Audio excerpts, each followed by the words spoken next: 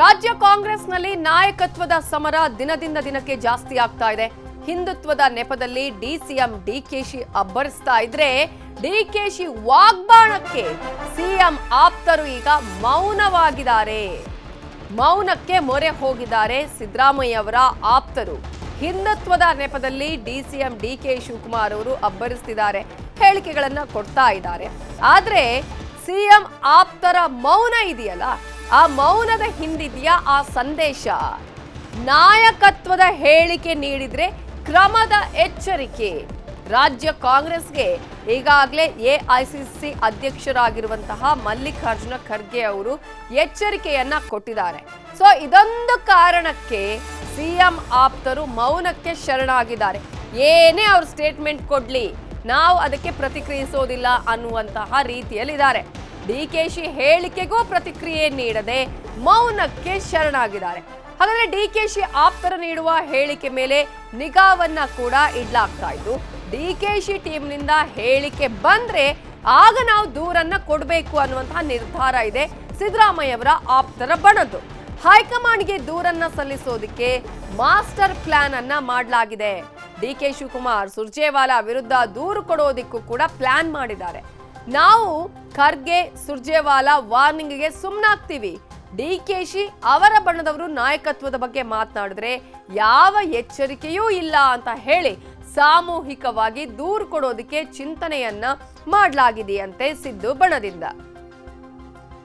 ಇದರ ಬಗ್ಗೆ ಇನ್ನಷ್ಟು ಡೀಟೇಲ್ಸ್ ಅನ್ನ ಕೊಡೋದಕ್ಕೆ ನಮ್ಮ ರಿಪೋರ್ಟರ್ ಕೃಷ್ಣ ಈಗ ನೇರ ಸಂಪರ್ಕದಲ್ಲಿ ಜಾಯಿನ್ ಆಗಿದ್ದಾರೆ.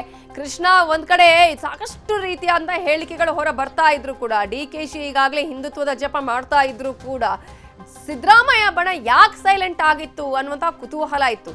ಇದರ ಹಿಂದೆ ಇರೋದು ಹಾಗಾದ್ರೆ ಈ ರೀತಿಯಾದಂತಹ ಮಾಸ್ಟರ್ ಪ್ಲಾನ್ ಹೇಗೆ?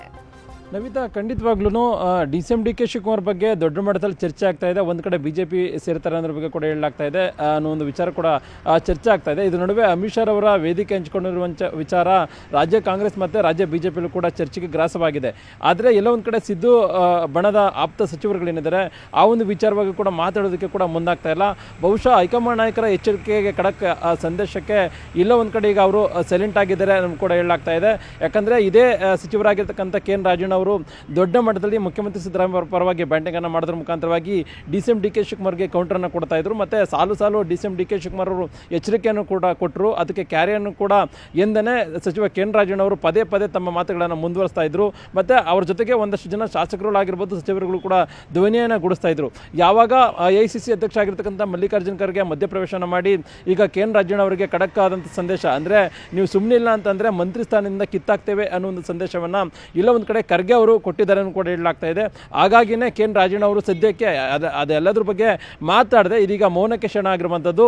ಆದರೆ ಡಿಸಿಎಂ ಡಿಕೆ ಶಿವಕುಮಾರ್ ಅವರ ನಡೆ ಬಗ್ಗೆ ಈಗ ಸಾಕಷ್ಟು ಒಂದಷ್ಟು ಮಾಹಿತಿಗಳನ್ನು ಕಲೆ ಹಾಕುವಂಥದ್ದು ಮತ್ತು ಅವ್ರ ವಿರುದ್ಧವಾಗಿ ದೂರನ್ನು ಕೊಡುವಂಥ ನಿಟ್ಟಿನಲ್ಲಿ ಕೂಡ ತೆರೆ ಮೇಲದಲ್ಲಿ ಕಸರತ್ತನ್ನು ಮಾಡ್ತಾ ಇದ್ದಾರೆ. ಈಗಾಗಲೇ ಎಐಸಿಸಿ ಕೇಂದ್ರ ಗೃಹ ಸಚಿವರಾಗಿರ್ತಕ್ಕಂಥ ಅಮಿತ್ ಶಾ ಅವರ ಜೊತೆಗೆ ವೇದಿಕೆ ಹಂಚಿಕೆ ಮಾಡ್ಕೊಂಡಿರುವಂಥದ್ದು ಕೂಡ ಎಷ್ಟು ಮಟ್ಟಿಗೆ ಸರಿ ಅನ್ನೋ ಒಂದು ಪ್ರಶ್ನೆಯನ್ನು ಕೂಡ ಮಾಡ್ತಾ ಇದ್ದಾರೆ. ಮತ್ತು ಡಿ.ಕೆ. ಶಿವಕುಮಾರ್ ಆಪ್ತ ಸಚಿವರಾಗಿರ್ಬೋದು, ಶಾಸಕರು ಏನಾದರೂ ಮಾತಾಡಿದ್ರೆ ಮುಂದಿನ ದಿನಗಳಲ್ಲಿ ಅವರ ವಿರುದ್ಧವಾಗಿ ಕೂಡ ದೂರನ್ನು ಕೊಡುವಂಥ ನಿಟ್ಟಿನಲ್ಲಿ ಕೂಡ ಈಗಾಗಲೇ ಸಿದ್ದು ಬಣದ ಸಚಿವರುಗಳು ಒಂದಷ್ಟು ಕಾರ್ಯತಂತ್ರವನ್ನು ಮಾಡಿರುವಂಥದ್ದು. Navita, thank you Krishna ಡೀಟೇಲ್ಸ್ಗೆ.